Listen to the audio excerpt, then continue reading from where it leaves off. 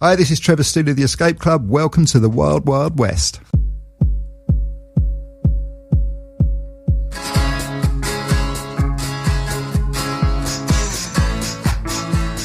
Hey, Dave. Hey, Holly. How's it going? It's great. I'm so happy to be back with part 2 of our interview with Nick Betting. Yes, it's a fascinating talk. I think we touched on in part 1 his early childhood and development into what Nick Betting was. Now we're getting into what Nick Betting is Today. You probably remember your first project. Like okay, Nick, let's. We're gonna give you this. This is your baby band. This is your. I was answering phones, Dave.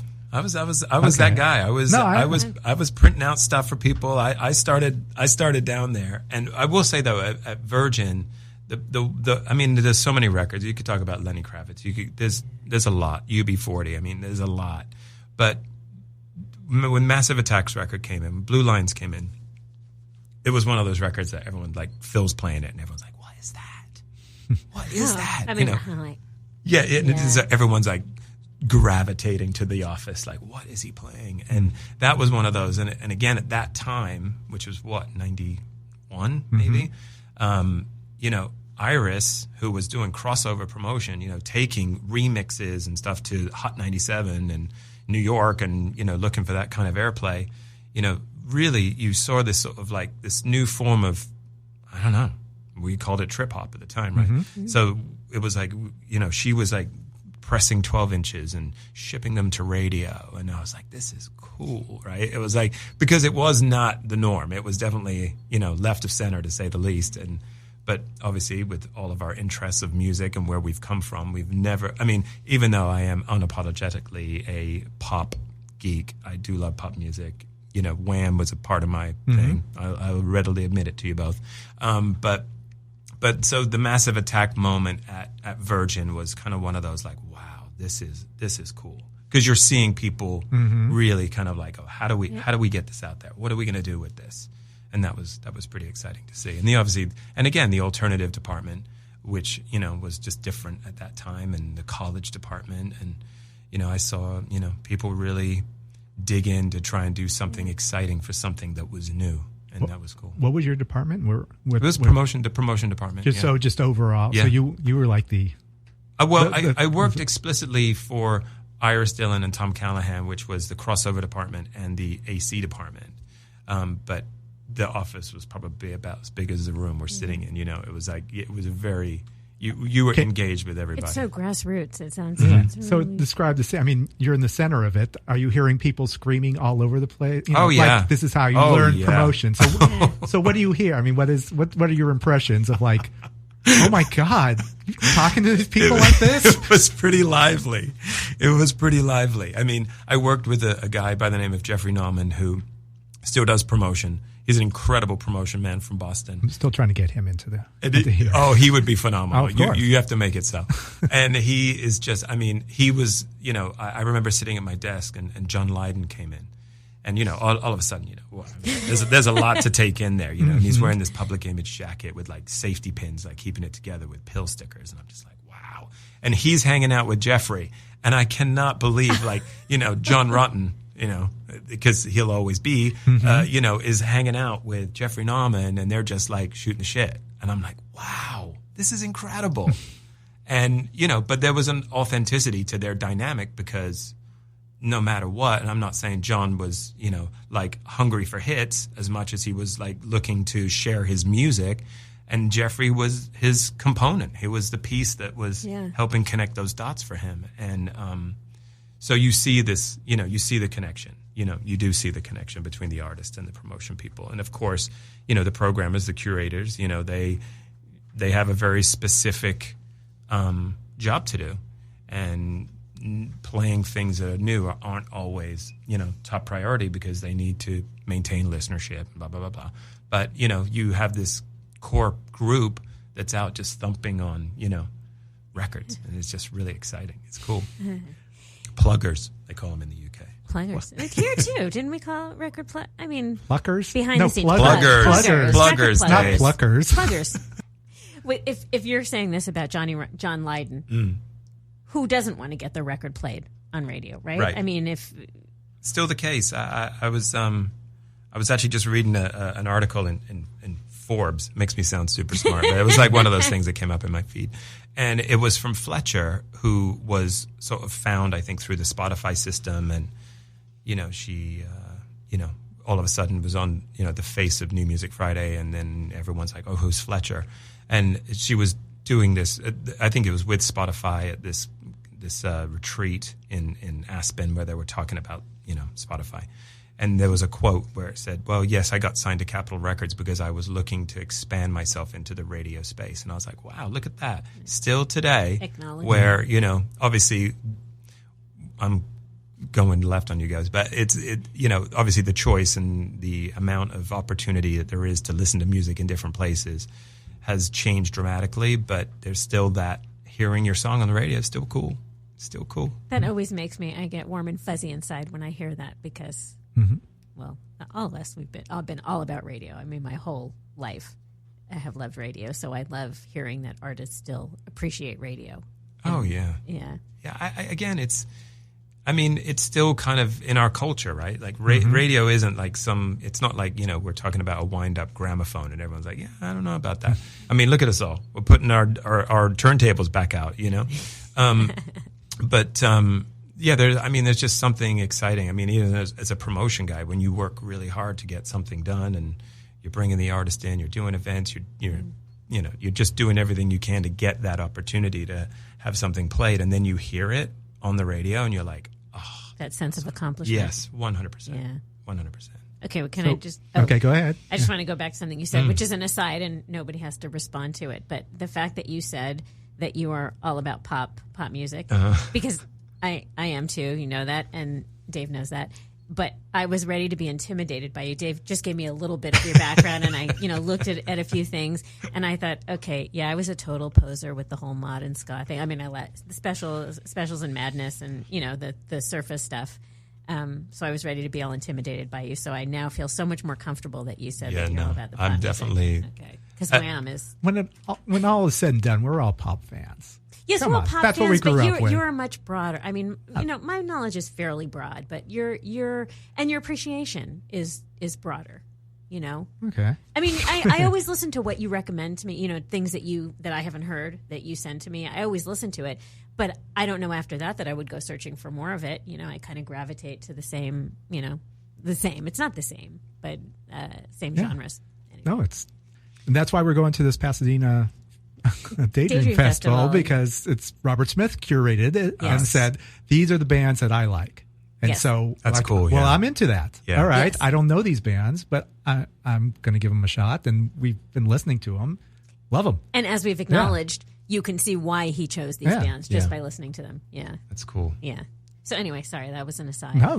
It's all, you had a question. Well, no, Dave. I have no questions. It's just, who were your first initial bands that you promoted that you were excited about, and like this? I mean, because I'm sure there were some projects like, all right, I guess this is the artist of that maybe the labels behind that you're not necessarily behind, but that you were excited about. So I ended up leaving Virgin. I think I did like 2 years at Virgin, and then obviously I wanted at that point I was like, I gotta be doing promotion, and obviously an opportunity in promotion at that point in time where radio was really the big dog was tough, and I was it was like a friend of a friend, like this, like, oh yeah, the AC person at Geffen is looking for a second, and I was like, ooh, okay. So I ended up, calling and sort of saying, hey, I hear maybe there's something going on up there. And she's like, her name was Claire Parr. She's a phenomenal promotion person. And she's like, yeah, I need someone to assist me and then someone to call the secondaries. And I was like, sounds pretty good to me. And so, again, I'm like, it sounds so easy. It's not that easy. But, well, looking back, it seems easy, but you were making connections. This is true. These are people you're hearing work. I mean, yeah. And again, I think if you're working hard, I think people obviously say nicer things about you. And I think maybe I put my time in at Virgin, and so, I think they knew I was ready to work. And so I ended up going to work at Geffen Records. Can you imagine such a thing? And I was like, I had no idea what I was stepping into. All I knew was like Guns N' Roses. I'm like, oh, they're known for Guns N' Roses. Well, oh my God, who knew Nirvana was right around the corner? Who knew Teenage Fan Club was around the corner? And it was just like there was just all this like great music, and obviously getting an opportunity to work, under someone. Not that I was like, hi, Mr. Geffen, but it was like, wow, this is pretty cool. I'm getting to work for David Geffen's company, and that was pretty special. And there was some incredible promotion people, I keep saying promotion people, but just incredible music executives that were incredibly passionate about getting music exposed, So that leads me to my first project, because it was an interesting space to be, because in the AC department, which is your more adult department, it was Cher, it was Kathy Tricoli, it was like these sort of like more super mainstream type of records. And obviously Geffen had a lot of more alternative left of center records. And I remember Claire saying to me, we had this record by the Sundays, it had this cover on it, called Wild Horses, and we all loved it. We were like, oh my God, we love this record. And she's like, there's a grip of radio stations out there. They don't really play like alternative stuff, but it's not alternative. And we didn't know what we were calling it. She's like, it's NCS in Burlington, it's KGSR in Austin, it's KFOG in San Francisco. And today in the industry, we refer to them as adult alternative radio stations. But at that time, it was just radio stations that was kind of still a little bit off the cuff, So that's really where my opportunity to work records came to be, because it was like, we had Peter Gabriel, we had the Sundays, we had Pat Metheny, we had like all this like sort of really great, but just didn't fit in the box. And so that's really where I got to start calling radio and going, hey, and of course they're like us, right? They're like, you have the Sundays? Yeah. Yeah. So that's kind of where that piece came together, and it was great, and I loved it. And then Geffen went through a great deal of change. I mean, the DGC, which was the David Geffen Company and Geffen Records, merged together. There was changes, and then I was unemployed. But then the good part for me was that my old boss at Virgin, Tom Callahan and Claire from Geffen, they created an independent company, which was a sort of a promotion person that was it was hired by record companies to go out and promote their records as additional voices. So I got to do that for a few years, which was phenomenal. Again, that's really where I got my chops. I mean, I was working a lot of records, and they were. I wish I could. I mean, it was like Tasman Archer. Remember that? That's, I mean, I was working that. And then you're working Celine Dion. It was so all over the place.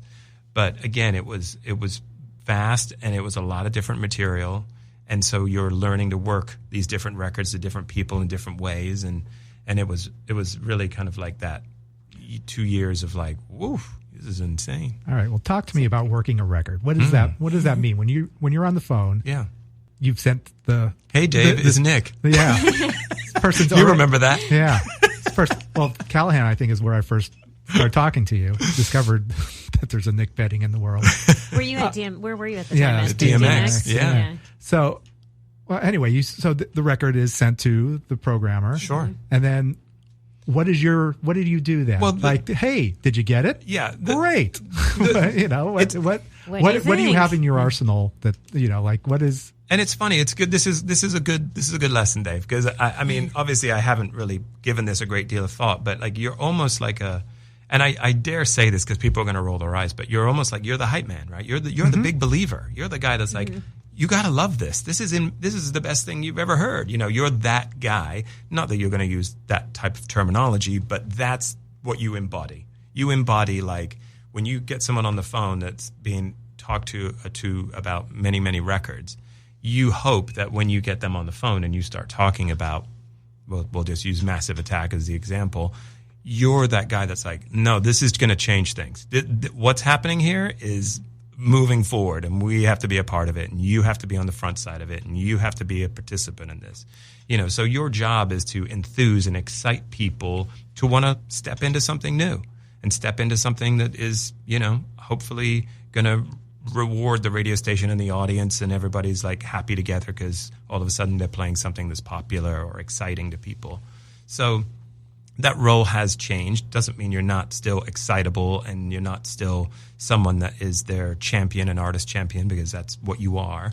But obviously, metrics has changed the game in a big way. And, there's so much that we all refer to that a part of me is saddened that, what is the emotional big drivers and all this stuff is somewhat muted by, well, I only got this many streams this week, and you're kind of like, still a great record.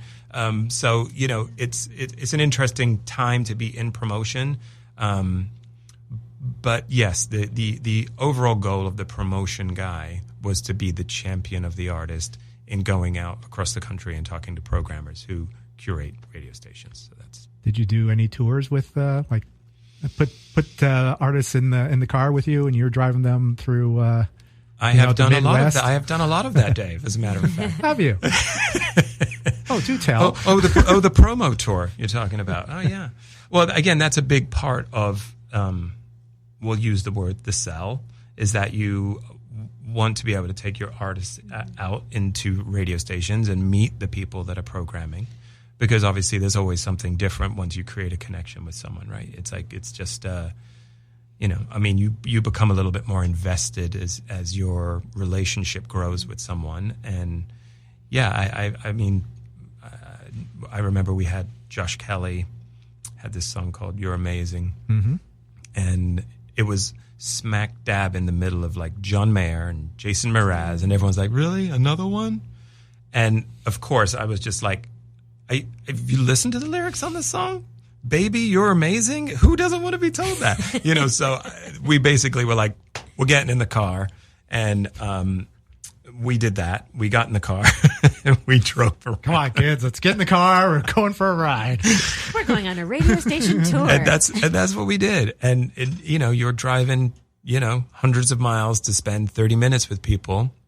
But, again, and in that case, Josh is a very talented singer and guitar player, and he could really engage someone when he got into the room.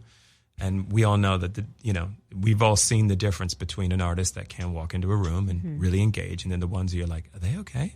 So and he was that guy. Mm-hmm. He could walk in and light it up, and we ended up doing very well with that record. And but yes, the getting out on the road, Dave, that's a real thing. That happens. It's not just Spinal Tap. But it makes all the difference in the world, I know. Oh, big time. Yeah, big time. Yeah. But still, that's again, we talk about that emotional connection, right? That's how it's made. Those are those moments when they really, you see those things come together. Did you ever walk into a room with an artist and the programmer or the music director didn't take to them and Holly, really? I'm sure that never happened. Never. They're all so kind and welcoming. Everyone has bad days. Not everyone's happy 24/7, and you have moments like that. But that's when the promotion guy really steps up.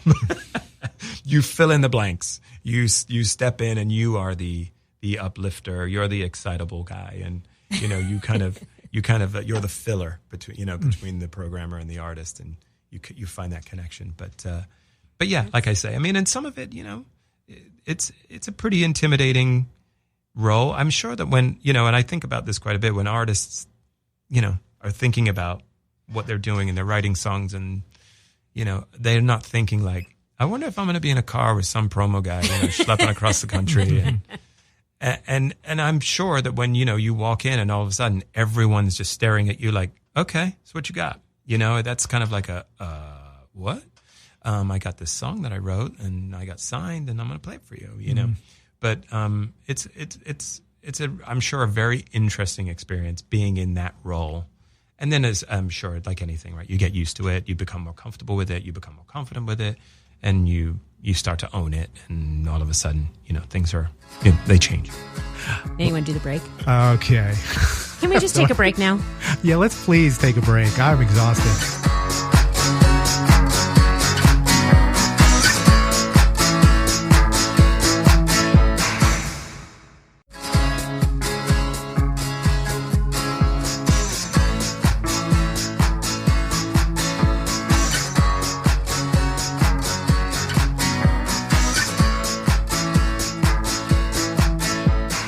go from after you left Callahan, you had an opportunity back with Capitol or what? Or? Yeah, well, I mean, that was, again, talk about the relationship scenario. That was with Phil Costello, who primarily was a big advocate for me at Virgin, had become the senior VP over at Capitol, and they were looking for this hybrid promotion person for what was Hot AC Radio and AAA. And he's like, Nikki, you should come over here. That's how he sounds. And so I'd driven by the Capitol Tower many times. And the idea and the opportunity to work there was pretty awesome. So, I mean, I went in there and I remember sitting with their national team and, they're all drilling you, almost like I'm the artist, right? Mm-hmm. And they're like, so we've got this record, this Mazzy Star record. What would you do with that? And so they're asking you like these, I guess, tough questions. But again, you're like, this is Mazzy Star we're talking about. It's like this record is like on fire. Everyone is like falling in love with her. Obviously it was a duo, but with her. But so, and again, very blessed that I got that opportunity. I met my wife there. That's a good thing, right? Mm-hmm. Who I love very much. At that point, Gary Gersh, who was doing A&R over at Geffen, when I was there, he had actually, I remember being in a room where he was making his presentation on Peter Gabriel's, what was Digging in the Dirt album? What album was it? Us? Yes, it was Us. Yeah. Thank you. He was doing his presentation on Us. Yeah. It's crazy, right? You're sitting in a room and Gary, at that point, was an A&R guy, well-respected one, obviously, but, he's doing the pitch to the label. And it's like so cool. So then Gary becomes the president of Capitol Records, and Phil ascended up to the senior VP role of promotion, and I got that job. I went in, and again, sitting in a place that none of us knew what was about to happen. It was all of a sudden you're like, wait, the drummer from Nirvana has a band? Yeah.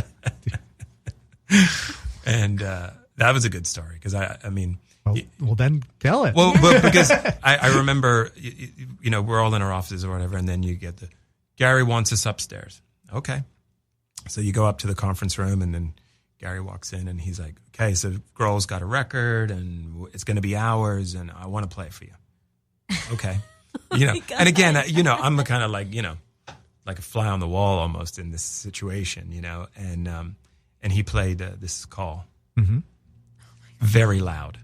Because you have to. Mm-hmm. And we were all like, what? That's incredible, And then, of course, history has written itself on that. But to be...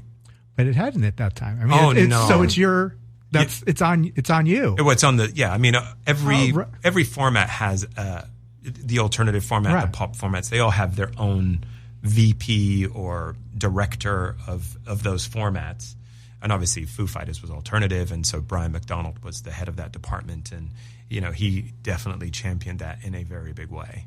And as did Phil. I mean, Phil was I remember going over to Phil's house prior to getting the job at Capitol, and him going, I got this record and we're going to sit and listen to it. I mean, nice. Can you imagine this? Like, you go up to someone's house and you're like, we're going to put a record on, we're going to listen. Yeah, it was Jeff Buckley's Grace. Yeah. But that was Columbia, right? Where's that? Yeah. But still, yeah. I mean, you're with people like-minded. Yeah, just like, we're going to play a record. Yeah, we're going to sit down and listen to a record. Yeah, that's true. I would never do that. But that's your audience. Exactly. You know your audience. Like, this is something you'll appreciate. Absolutely, but still, I appreciate that. I mean, Phil would this isn't our artist, right? But this is something you should need. You need to know. You need to hear this. Yeah. That's a dream. I mean, that's what it's like. Promotion people. We're promoting one another. Just nerd. Right. It's still nerds. Just nerding over. Exactly. Like, you got it. Exactly. All right. So you get to nerd because you're at Capitol Records, and all of a sudden you're working with Duran Duran. Yes. All right. Yeah, that's a good one. So you touched on this when we were off mic, but that someone was who was managing the band? Well, again, you cut to us at like 15, right? And we're all like, tying sashes around our waist. And it's like, oh my God, Duran Duran. And then the next thing you know, you're like, oh yeah, you're going to be working with Duran Duran. You're like, oh wow. And you know, Ordinary World had already been out, and so they had sort of resurged, and they had put out Thank You. It was that covers record, you know, and they didn't have a manager, but Nick Rhodes was managing the band. So I kid you not, it would be like, Nick Rhodes is on the line. You're like, oh my God. You're just like thrown into a panic, right? Because, yeah, hello, Cult Hero on the phone for you to talk about records. You're like, oh my God. Okay, that's so weird. It was awesome. Yeah. And you know what? I will say he was a very nice guy, very gracious. Yeah, I really enjoyed that time working with them. I mean, you know, that was a pretty. That's got to be weird though, because he's the artist and he's the manager. It was How do you? Complicated. That's what I mean. Yeah. How do you, that was a complicated. Yeah, I mean, again, you know, I use the word empathy simply because whenever you talk to anyone about anything that's close to them, you're not like, hey, everything's sucking and catch up next week. You know, it's like you walk through the process. Like, this is where it's going over. This is where we're having problems. There's a holdout here, but they're looking for a show, so maybe we can talk about something along those lines. You know, so you know you're having a sort of matter of fact conversation with them. Is it easy to separate though? But it's Nick Rhodes. Yeah. Yes. So not so easy to separate. I mean, you know, you don't want to be the guy that's like the total fanboy, but like when you hang up the phone, you're like, oh my God, you know. So that was a pretty unique experience. And then of course my other unique experience in that same sort of vein was, you know, was it 1987 License to Ills comes out. Beastie Boys are like, you know, you're just like, everyone's thumping the Beastie Boys in their, you know, in their Honda Civics. Yeah, that's me.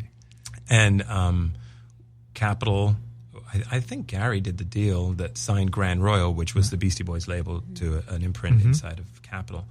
And they obviously had Luscious Jackson, you know, great. Everybody loved Luscious Jackson, super hip. Everyone, it was super cool.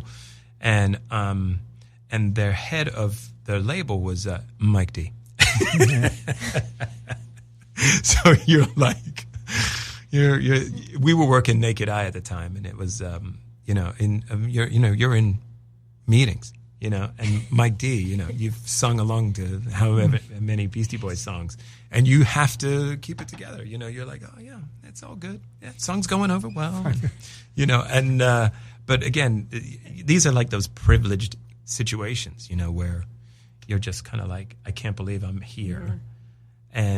But at the same time, you're expected to be able to do your job, you know? I mean, again, it's, you know, as I say, we all got into this because we're music fans, right? We didn't just kind of like, oh, I just stumbled into the music business, you know? Yeah. That you got to have, you know, you got to have some thick skin to stick around in this thing. But it was a pretty incredible story. And the only other really embarrassing, this is an embarrassing one, but on me.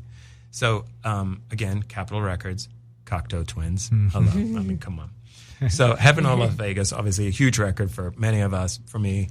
And then we had Four Calendar Cafe. And we're going to go to Nobu for dinner with the band, right? So I'm like, oh my God. Oh my God. Going to dinner with the Cocteau Twins.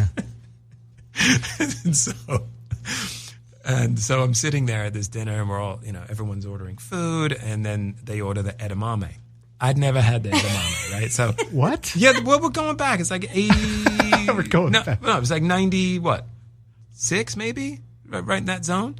But there's edamame. I put the whole thing in your mouth. I put the whole thing. Yeah. Did you chew it? Oh, I You chewed it the whole- up. I chewed it. Wow. I chewed it. Yeah, and swallowed it. And you kept the that's what I meant to do face, right?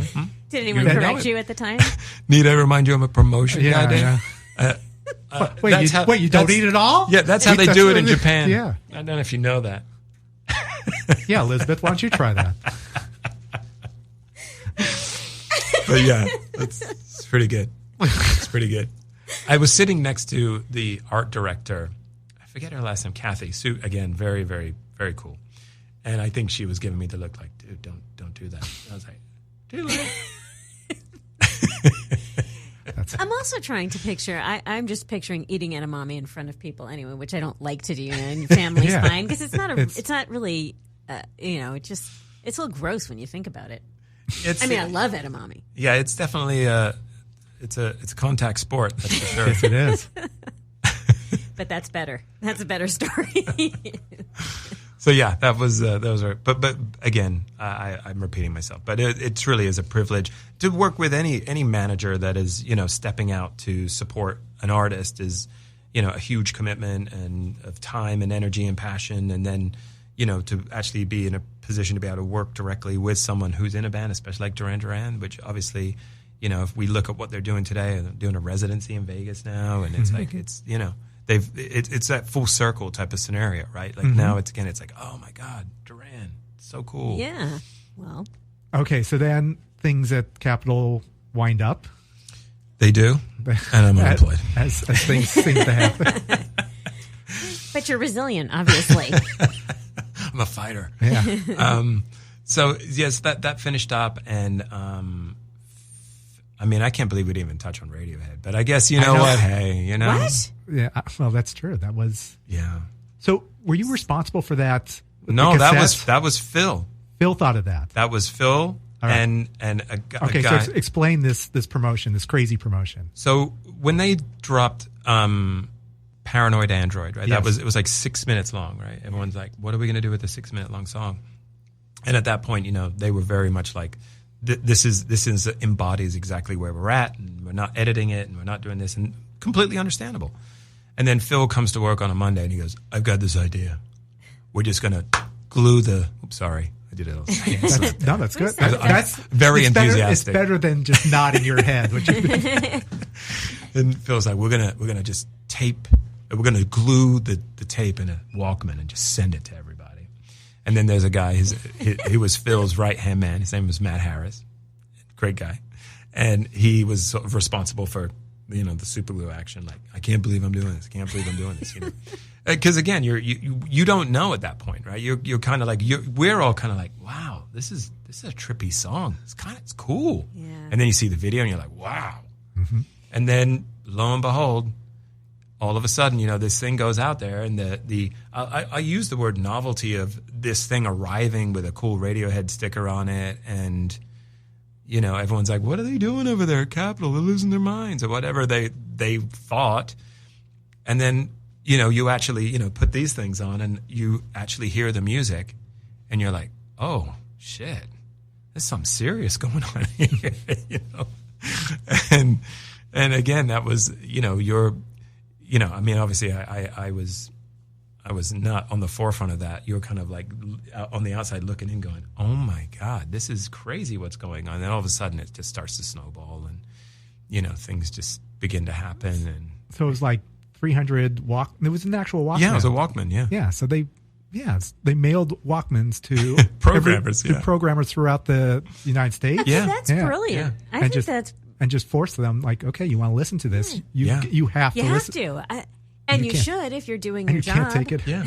But there is that, and I think again, when you bring something that unique to the marketplace, you have to do something unique to have people go, all right, what are they up to? What are they thinking? I mean, at the time it was just stacks of CDs and all right, well, your music's in that stack somewhere. Can you look through it and see if you can find it? Or you could just say, "Oh yeah, we sent you a Walkman. Go grab that. Go grab that. And listen to it." Oh yeah, here. It's like, oh yeah, I already did. Usually, oh my God, this is something That's unique. Such a great idea. Oh, it's brilliant for a brilliant album. And it's a brilliant song. Yeah.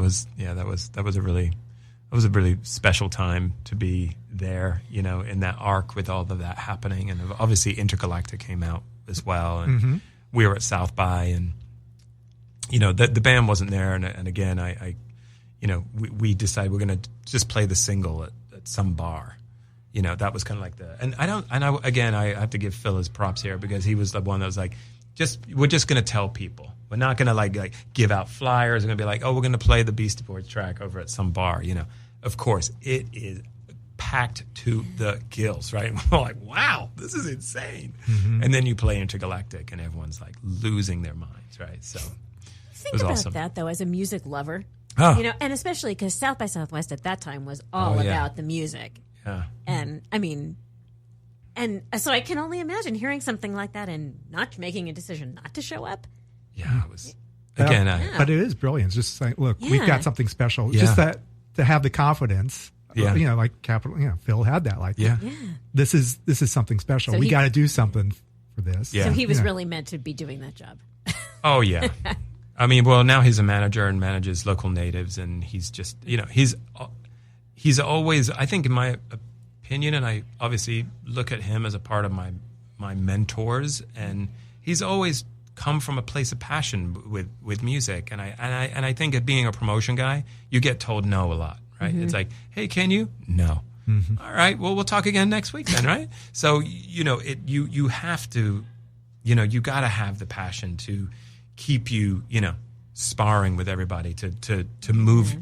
And it sounds so, I don't know how it sounds, but you just have to continue to push for what you want to have happen, because if you feel passionately about what you're bringing to the marketplace, then you just got to have that tenacity, and that tenacity is through being passionate about the music. There you go. That's good. All right, so after Capital. Yes, Phil, Dave. Everyone moves on. People move on. People change, Dave. People change. Things change. This industry keeps moving along, chugging along, doing its own little thing. Nick's on the train. Suddenly the train drops him off. Well, I again, someone that's revered in the business, Karen Glauber, did offer me an opportunity to come and work at Hits and, write a column. Not my strong suit. I'm sure they would all agree. But it was actually really fun because it gave me a different perspective on communicating and talking to radio. It was a little bit of a different space because you're kind of asking them about what's working. It's like, not that promotion people don't ask those questions, but instead of you being the promotion guy, you're kind of like, this sort of third party to the situation. So that was a fun experience. It did not last very long, and not because I did not enjoy the job. The writing was a challenge. I'll readily admit that. But then the VP of Pop at Capitol Records had gone over to Hollywood Records, and they needed someone. And so he called me and was like, hey, I'm going to have something, and I think it would be good for you. And I was like, I would love that. Mm-hmm. And so, again, it was, an opportunity to go. At that point, of course, again, English, you're thinking, the Walt Disney Company? I'm really going to go work for the Walt Disney Company? That's insane.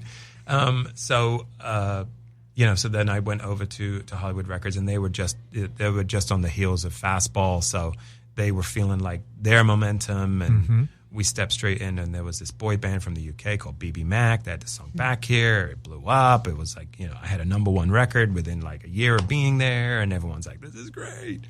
And it was fun. And it was fun. It was, and again, I spent 19 years there, and I would say, in that 19 years, it was an incredible ride of, the Miley Cyruses and the Demi Lovatos and the Jonas Brothers and the Selena Gomez's, which have all gone on to be, pop, kind of cultural, artists. I mean, they're just in the scene, right? Mm-hmm. So to be able to be a part of that was really cool, and again, I wasn't always on the very front lines with that, but again, seeing people move these artists into pop culture and now seeing their full sort of successes is super rewarding to say, wow, yeah, I remember when we met them for the first time, right? And they were kids, and then you see Miley perform that track on the VMAs, and you're like, oh, wow, that's a voice. I mean, she always had a voice, but you're just like, oh God, yeah, that's impressive, And look at the Jonas. I mean, it's like, again, our pop thing, but yeah, really fun to have watched that come through, and been privileged to be a part. I mean, Dave, you and I shared some good times on Grace Potter, the artist that, I mean, talented beyond belief, sure. And recognized in a big way, and she signed to Hollywood Records, and I got to spend many years in the car riding around with Grace. I still hear you say Grace Potter constantly. Oh, Mary. That was a good song. Oh, yeah. Very relevant today. Okay, so you also worked a little bit with Queen's catalog is on there. What was your role in that? Well, because Holly's obsessed with the band, as everyone is. I was going to say, I mean, again, I am English. My dad was a massive Queen fan, and my role, again, very peripheral to, the catalog element of Queen. I think that, we would service their music to AAA. They did that record with Paul Rodgers, Bad Company. And right. That was one that it was probably brought more into my world for the adult alternative panel to be able to, to try and get some airplay on that. And I did, again, have an opportunity to sit down with Brian. And, really, what can I really say?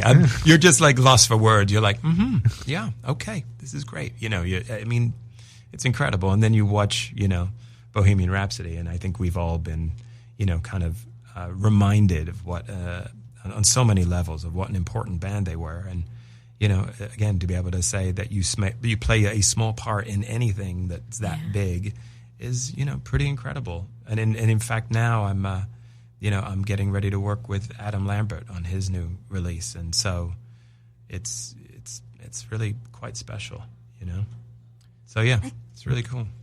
All right, so now we're in the future.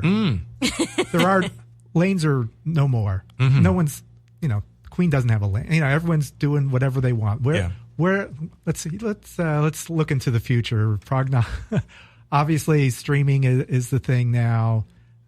Where do you see music? It's the big. Here's the big question. Right. And I think it's your place. Well, I think, again, this is one of those questions that will be debated for a while, right? I don't think we've fully seen everything resolved at this point. And again, as we've probably touched on, all having kids, we see how niche-orientated they are. And if they're Tidal people or if they're Spotify people or if they're SoundCloud people, that's a bit of an identity thing, too. Mm-hmm. I think that all goes into your persona and how you're perceived. But I kind of always think about like when HBO came out, right? And then, the big three were like, oh, all of a sudden, who's going to pay for television? And then all of a sudden, now look where we're at. We can all watch different shows and go, oh, did you see? And we'll all be like, no, I never even heard of it, right? So it's like we know that everything is immensely fragmented. But, and I will name check Seth Godin at this point, but like he always talks about engaging and talking to an audience that wants to hear from you. So I think when it comes to engaging an artist with an audience, it doesn't have to be the giant broad stroke that we used to shoot from, because radio was, right? It would just connect the dots across the country, where now we are seeing things being more fragmented. And that doesn't necessarily mean that things can't be big, right? Because it's the old, if you like it, then you're going to tell someone. Like, some of this stuff hasn't changed. This is the way we consume it that's changed. I truly do feel like, radio's space and all of this, it's not going anywhere immediately. I think that, and again, you look at companies like iHeart that have done an incredible job on branding events alongside with their stations, right? The tangible element of experiencing something, it still plays. Like going to a show, it still plays. And I'm kind of rambling because I don't have a real answer for you. But I think all these spaces are valid. I don't think that one's more important than the other at this moment in time. Now 6 months from now, a year from now, maybe something radical changes. And you know what? I would expect it to change, because as we know, we're all holding iPhone 10s and don't know how to use them, right? So we know that technology just speeds all the way through, and we just kind of hang on and here we go. And I do feel like as time progresses, what Apple tried to do with Beats One will become consumed on a larger scale, or we will sort of gravitate to the space where we're all together. Because I do think people miss being all together, right? Which is what radio quintessentially was able to do, is bring people together. And things have become a little isolated. And I'm not sure if if that's just like a total pipe dream, and I'm like, oh, it'd be so great if everything was communal. I think that the communal experience is the show experience, and I do think that means something, and it's going to be an interesting ride. to watch it all unfold, because I don't really have the answers, Dave. If I did, I'd be a senior VP somewhere. Well, you are today. There you go. That's Senior VP Nick Betting. Senior VP of myself. Of what difference does it make? You made a good point, though. Just the difference in how it's being consumed now. And I think maybe I'm misunderstanding the point. If an artist puts a record out there, if it's good, it will be found. There are so many more avenues for it to be found. It isn't necessarily going to be radio. It might be for you and for some, for lay people, but it will be found, right? Yeah, and I think, and as I say, instead of it maybe being like the singular broadcast that we're used to, it is, obviously socials have played such a big thing in this, TikTok's played such a big thing in this, the amount of ways that things get exposed, and then that sort of little, chain reaction starts to occur. I know it sounds trite to say, but we all keep saying, "Oh, it's the Wild West." It kind of is the Wild West. It's like we all kind of feel like this is the way it's going to work. And in radio, we do call out. Dave knows all about that. Where a record gets played, let's say 250 times, and then they test it, and people are like, "Yeah, I don't know if I know it. I don't know if I like it." And then after 500 spins, people are like, "I love it." So it's like things just take time. Things take longer. It's like it's just the process has changed. But I watch my kids and I see them, and it sounds like such the old man thing to say, but watching them consume and how they consume is important, because that is a part of the sort of growth of how we continue to build out the business.